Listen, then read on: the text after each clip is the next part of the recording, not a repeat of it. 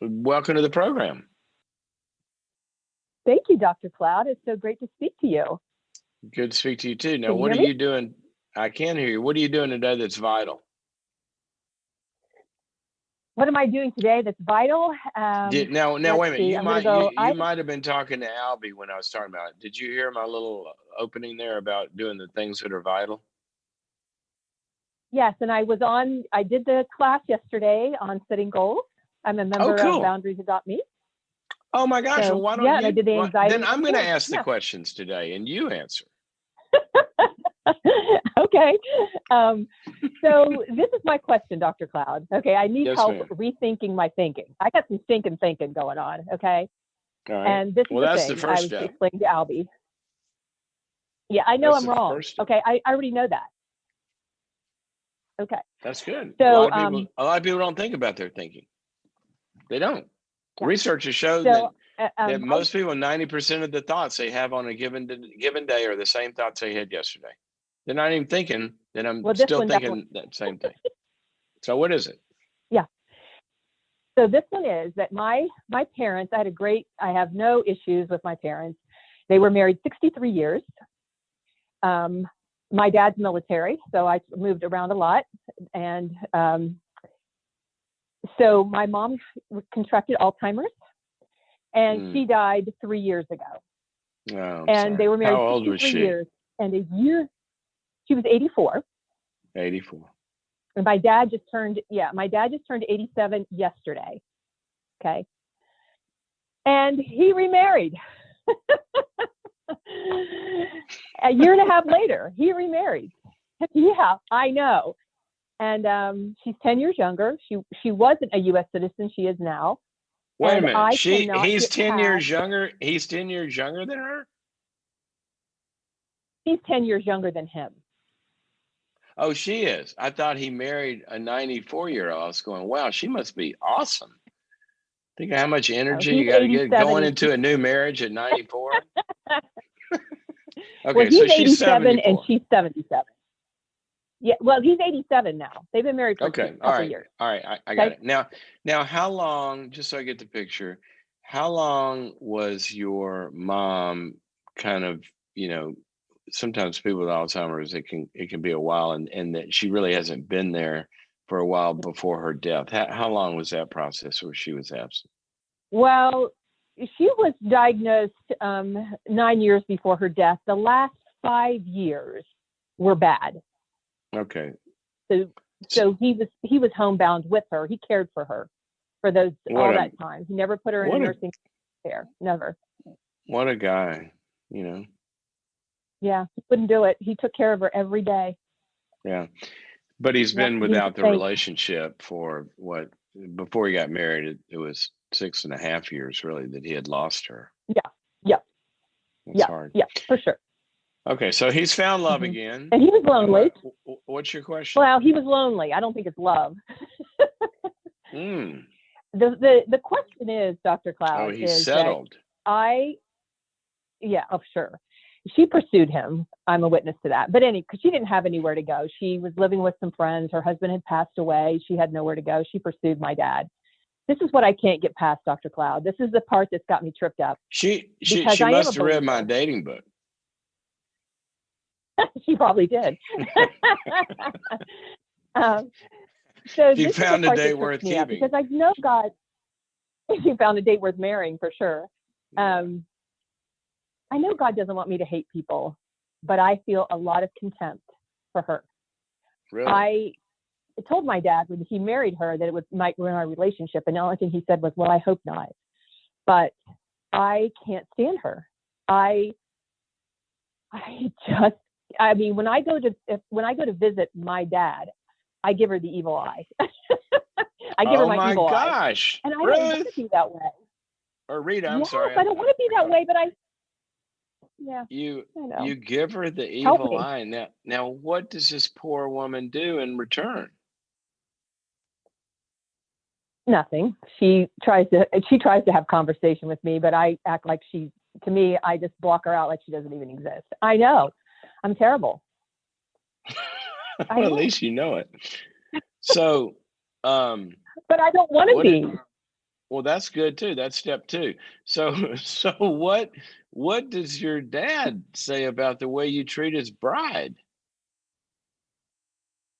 I don't think he would ever, he never says anything. I don't think my dad, he's a very quiet man. And so him and I, usually when I go visit him, I sit across from him and I just have conversation. I don't include her. And he does sometimes. I just ignore it.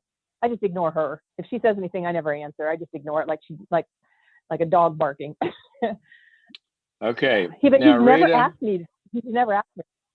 Rita, Yeah. Rita, you said God Yeah. doesn't I want you know. to hate her. Don't you said God doesn't want her to hate you? To Yeah. hate her. Yeah. So are you a God? Are you a No. God person? Are you a God person? Yes, for sure. For sure. Okay. And I All right. prayed So about it many times. God, please change my heart. okay. Well, maybe today will be a little next little piece in that, but I want you to go read 5 times a day. Here's your vital thing to do. Okay.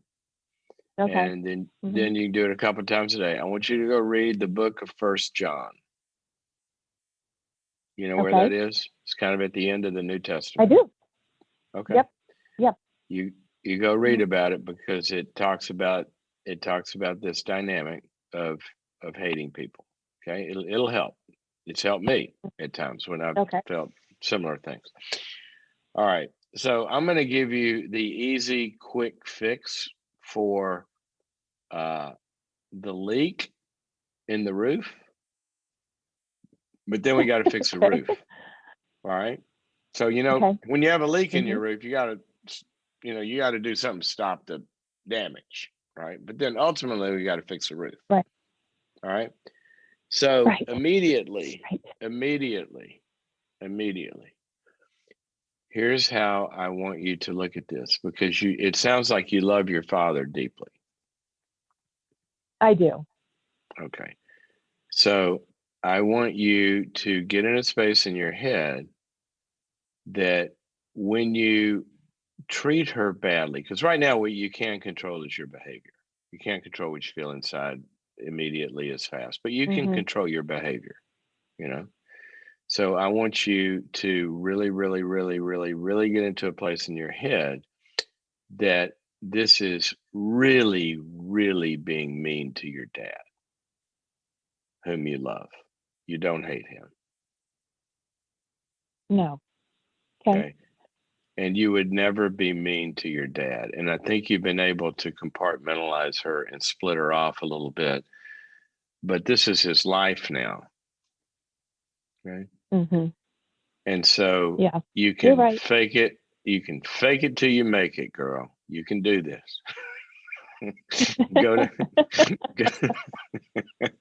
go down go remember those there was a show one time I grew up in the South and the South is it's caricatured for this, right, where everybody's so nice and then they walk out of the room and they start gossiping. Not that that's only in the South, but they'll bless her heart, Yeah. all that kind of stuff. So I want you to put that smiling face on and just you can control your behavior because you're doing that this way. And I want you to get in your head, you're doing that for your dad because you love him. Mm-hmm. Okay. Mm-hmm. And you really want him. How awful it must be. I want you to treat others like you've been treated, like you would like to be treated, right? How awful would it be Right. for for maybe you're probably, I don't know, you shouldn't rank it like this, but you got a wife and a daughter. I mean, you're probably the most important person in his life, apart from his wife, but he hadn't known her nearly. You're probably the most important person in his life. And when the most important Well, I person probably in, used to. Yes. well, but in his heart, you're still, right now, you're the most important person in his life is a source of pain for him. So Mm-hmm. I just want you to make this about your dad immediately because you can change that behavior and that'll be good for him. That'll be treating him very, very well. All right.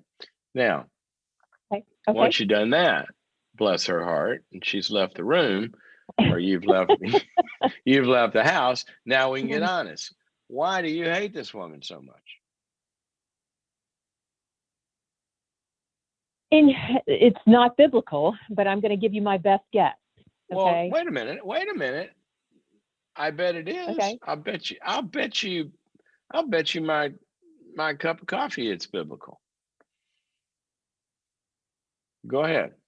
Well, okay. So to me, I think I was telling Albie, I guess I'm resentful. I've had a lot of time to think about it, believe it or not. But I think I'm resentful because she's living the life my mom didn't get to live. That's what and I think that's what it is. It's going to make me cry. But wait a minute, my mom and dad hold on. What did you just start to feel? Sadness. I'm still grieving my mom, for sure. Yeah. Still miss her. We were very close. Yeah. And you wanted her to have this life. I want her to have the life that he has now, that she didn't get to have. That's what I missed. So, yeah. You see how painful that is? It is painful. It's terrible. So I run every day. I do a 5K a day, and I cry almost every day still over my mom. I praise God. I miss her every day, but she's living the life my mom should be here with me for. And that's what I hate. You have so much awareness.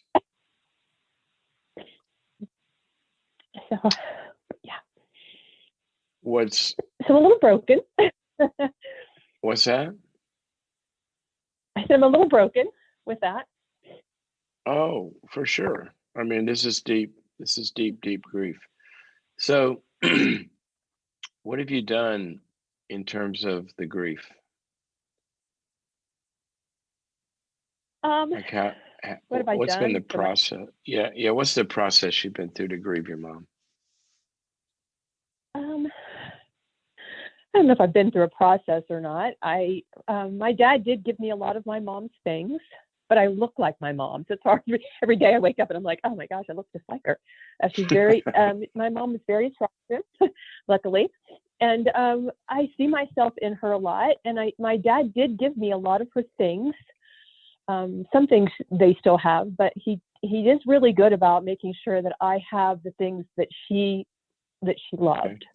So the way that you are, the way that you've dealt with the grief is by holding on to the things that remind you of your mom. Yes. Yes, okay. For sure. And that's the main thing you've done. Yeah. Yeah. Okay. All right, Rita, I love that. I mean, I love that. I get choked up when I think about this. One of my, and you'll appreciate this because you're military family. One of my most prized possessions is the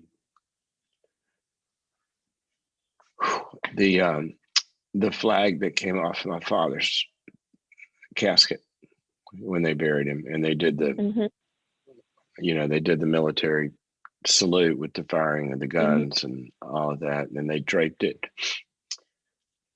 And they presented to the oldest son, and that's one of my prized possessions. Now, here's why I say that. I love it that you have the treasured things of your mom. It's so important. Speaking of biblical, I told you all this was going to be biblical, right? That's what they would do. And when Joseph, Jacob bring Jacob's bones down, where they want them, and all this and all of that. But here's the thing.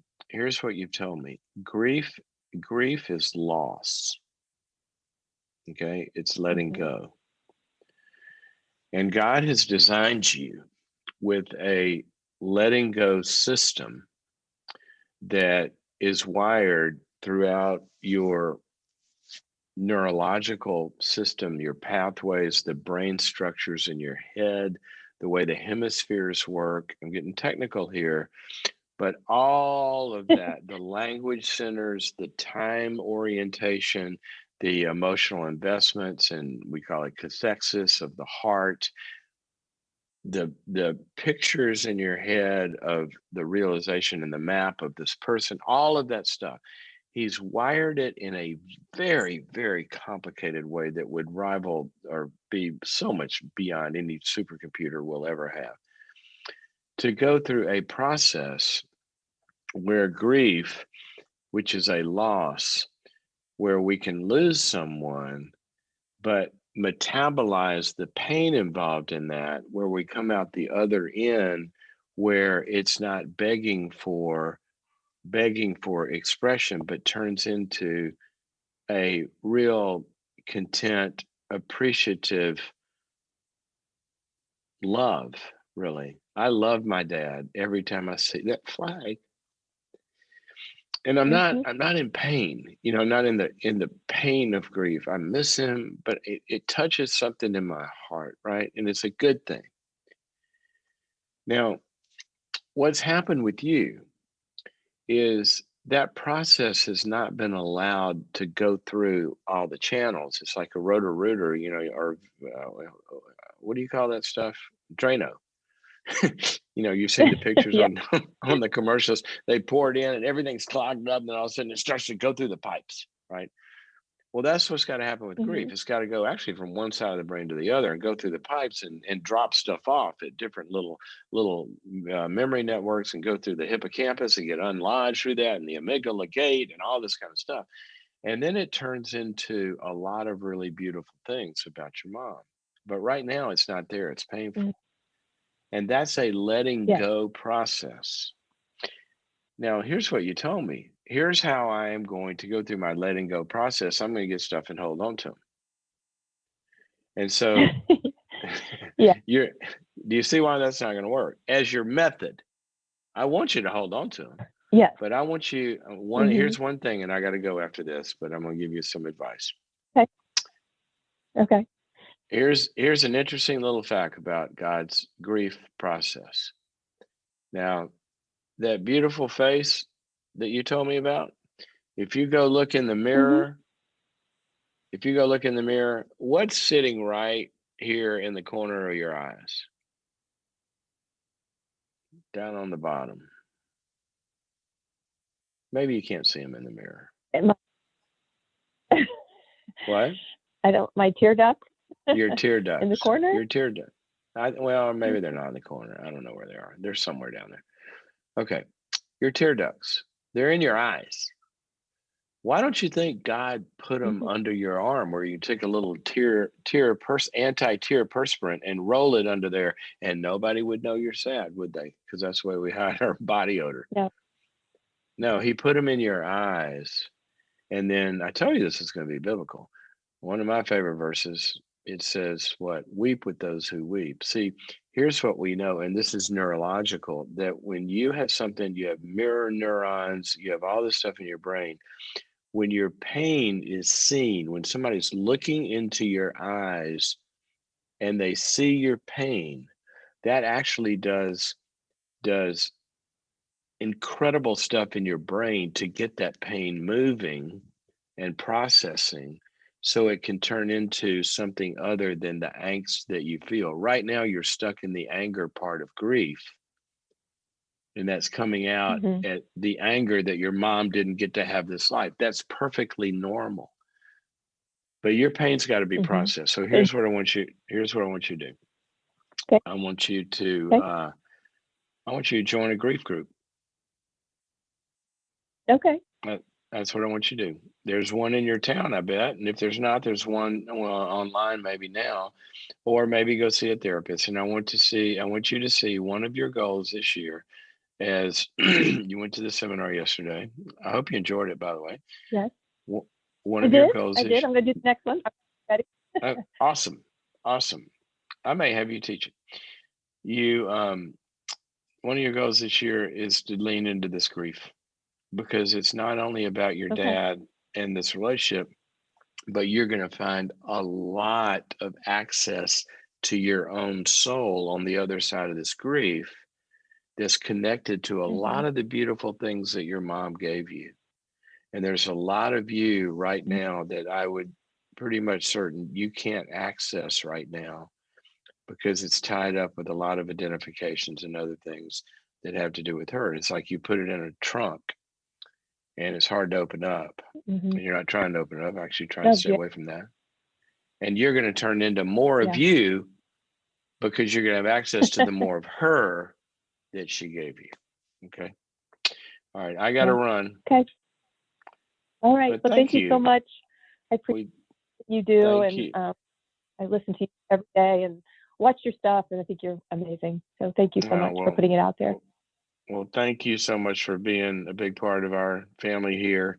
And I'm glad you got to join us yesterday. And, Godspeed with this.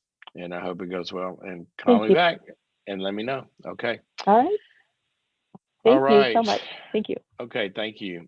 This is the Dr. Cloud Show. And, usually if you're a new listener, don't have that kind of time for every call, but every now and then I'll do it. I wish I could on every call, not every call. Some you guys listen to the show. Every call is not. Sometimes you're going, why didn't he tell him to just whatever? But 99% of our callers, right?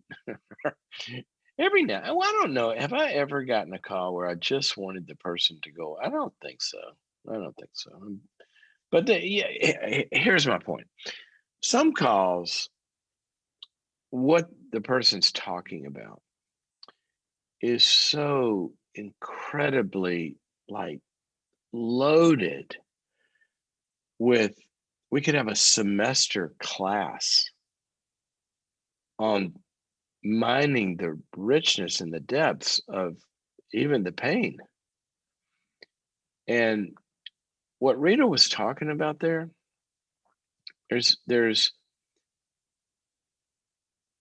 well, oh gosh, there's so much in here. But let me just say a few of the things that are so amazing about what we could talk about here. Is number one, the thing that she called about is such a lesson to all of us. And that is one of the most important phrases that you will ever, ever, ever, ever hear in your life. And that is this one. She didn't say this, but this is what was in my head. The problem is rarely the problem. The problem is rarely the problem. She called about contempt for her stepmother. I bet she can't even say those words, call her a stepmother. The contempt. So, the feeling, the pushing against. See, contempt is negative, is everything, the worst. Hatred. But then we start talking about that. That's not really the problem. That's a symptom of the real problem. The real problem is her grief for her mom.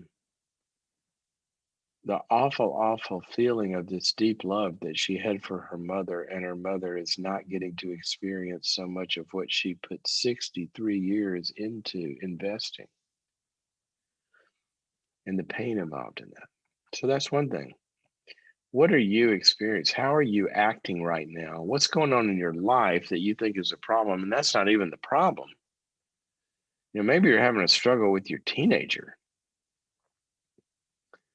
The problem may be the teenager inside of you who's reliving a struggle with your mom or dad or sibling or peer group or zits, feeling left out, all the things we go through in adolescence. Maybe that's the real problem. You try to fix it by reenacting. It's called projective identification, where you take some part of yourself and put it into another person, and then you try to control it. Who knows? Maybe you're really, really tempted to have an affair right now. And you think that's the real problem. This driving, this person is so awesome and it's such a pull and all of this. When really the real problem is that you've idealized somebody that's in a partial relationship treating you well.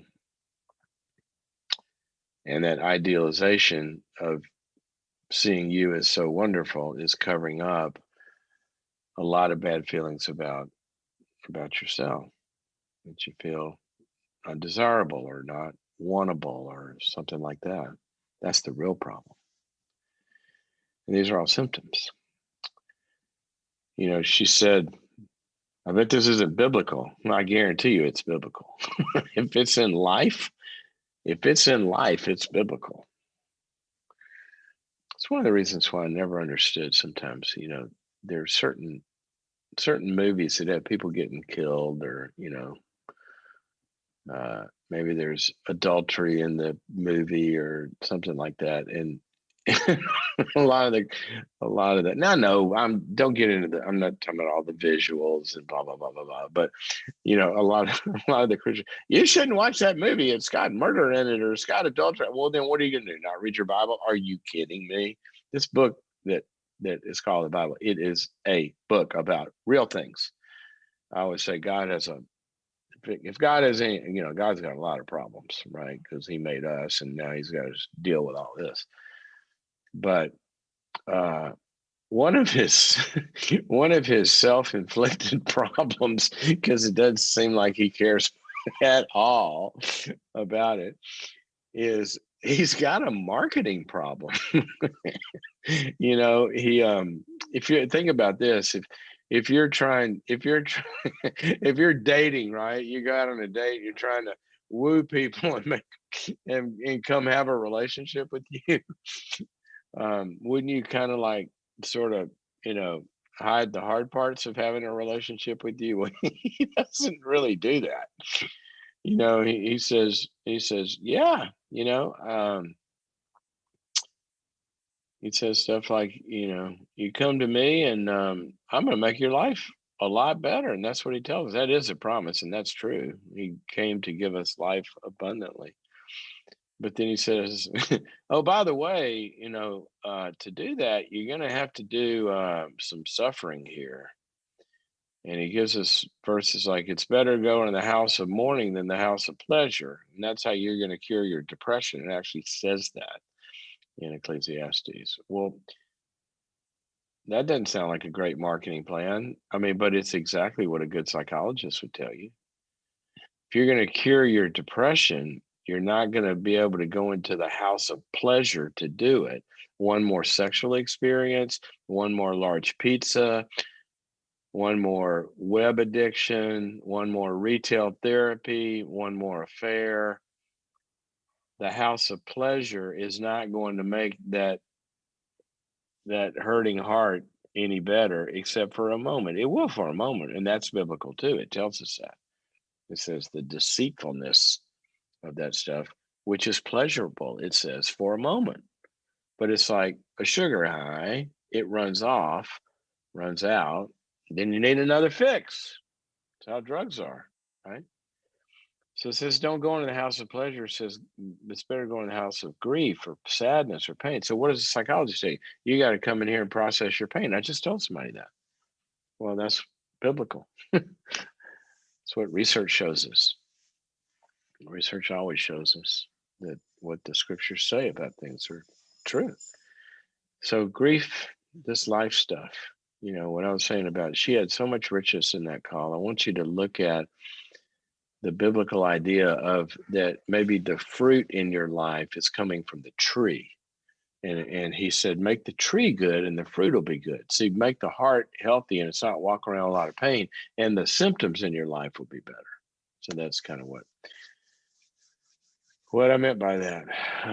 Life's hard, guys.